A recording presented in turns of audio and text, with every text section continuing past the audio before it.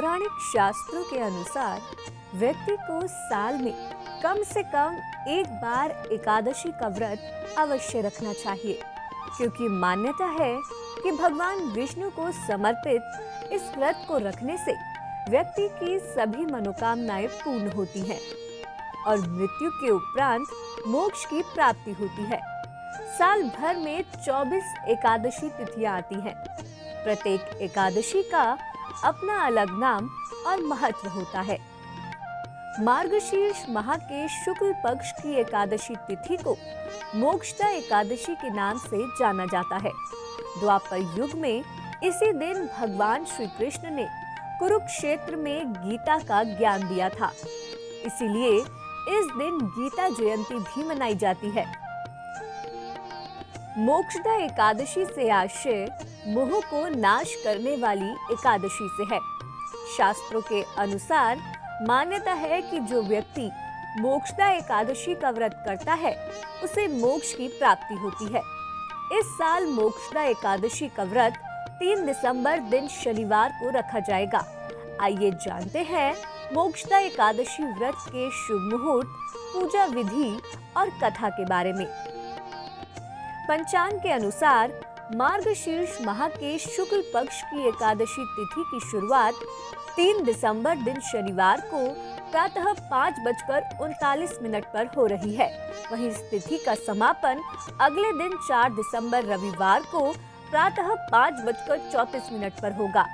ऐसे में उदय तिथि के आधार पर मोक्षदा एकादशी का व्रत 3 दिसंबर को रखा जाएगा। मोक्षदा एकादशी के दिन व्रत के पारण का समय 4 दिसंबर को दोपहर 1:20 से 3:27 तक है। एकादशी के दिन रवि योग का संयोग बन रहा है। रवि योग में काम की शुरुआत करने से सूर्यदेव और भगवान विष्णु दोनों की कृपा मिलती है, जिससे सभी काम बिना रुकावट के पूरे होते हैं। मोक्षदा एकादशी के दिन रवि योग सुबह 7:04 से लग रहा है, जो अगले दिन सुबह 6:16 तक रहेगा। मान्यता है कि इस एकादशी का व्रत करने से पूर्वजों को मोक्ष की प्राप्ति होती है और व्रती को स्वर्गलोक की प्राप्ति होती है। आइए जानते हैं मोक्षदा एकादशी की पूजा विधि। इस दिन सुबह जल्दी उठकर स्नान कर ले और साफ सुथरे वस्त्र धारण कर ले। इसके बाद पूजा स्थल की अच्छे से साफ सफाई करे और दीपक जलाकर भगवान विष्णु की प्रतिमा का अभिषेक करे। भगवान विष्णु के अभिषेक के बाद उन्हें सुपारी, नारियल, फल, लौंग, पंचामृत, अक्षत, मिठाई और चंदन आदि अर्पित करें। इसके बाद भगवान विष्णु की आरती करें। साथ ही इस बात का ख्याल रखें कि भगवान विष्णु के लिए जो भी भोग निकाले उसमें तुलसी का इस्तेमाल जरूर करें। अगले दिन यानी द्वादशी के दिन प्रातःकाल ब्राह्मण या किसी गरीब को भोजन कराकर उचित दान दक्षिणा देकर अपने व्रत का पारण करें। हर एकादशी की पूजा के साथ ही उसकी कथा का भी विशेष महत्व होता है। बिना कथा के पूजन अधूरा माना जाता है। मोक्षदा एकादशी व्रत कथा इस प्रकार है। कथा अनुसार राजा वेखानास चंपानगर के प्रतापी राजा थे। उन्हें सभी वेदों का ज्ञान था। इतना भला राजा पाकर नगरवासी भी बेहद संतुष्ट व सुखी रहते थे। एक बार स्वप्न में राजा को अपने पिता दिखाई दिए, जो नरक में कई यातनाएं झेल रहे थे। राजा ने जब ये बात अपनी पत्नी को बताई तो रानी ने उन्हें आश्रम जाने का सुझाव दिया। वहां पहुंचकर राजा ने पर्वत मुनि को अपने सपने के बारे में बताया।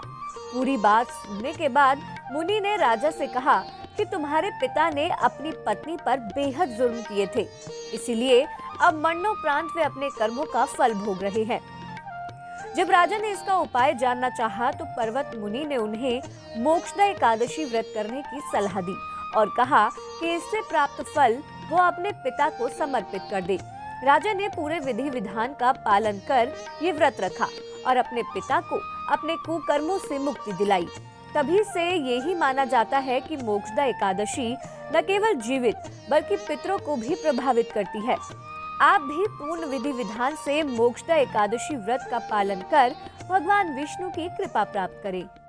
आप हमारे संत वाणी चैनल को सब्सक्राइब करें, वीडियो को लाइक करें, शेयर करें और हाँ, बेल आइकन पर क्लिक करना बिल्कुल ना भूलें ताकि हमारी किसी भी वीडियो की सूचना सबसे पहले आपको मिले।